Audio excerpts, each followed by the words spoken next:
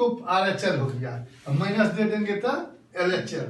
तो RHL fx यदि निकालते इस फंक्शन का RHL तो लिखना पड़ेगा लिमिट x टेंस टू 0 तो है ही, यहाँ RHL के लिए ग्रेटर देन 0 के लिए फंक्शन है bx स्क्वायर प्लस c।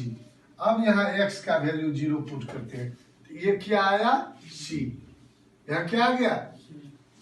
किसी भी सिग्नम फंक्शन का LHL और RHL यदि बराबर हो तो लिमिट एग्जिस्ट किया, अर्थात लिमिट निकला, अन्यथा लिमिट नहीं निकला, लिमिट डज नॉट एग्जिस्ट। यहां लिखना है चूंकि ये LHL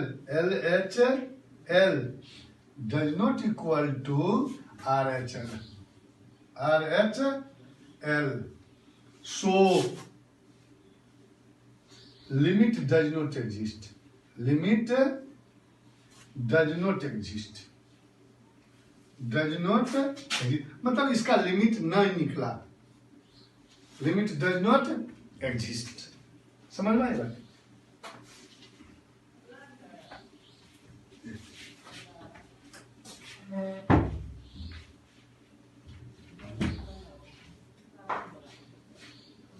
समझ में बात।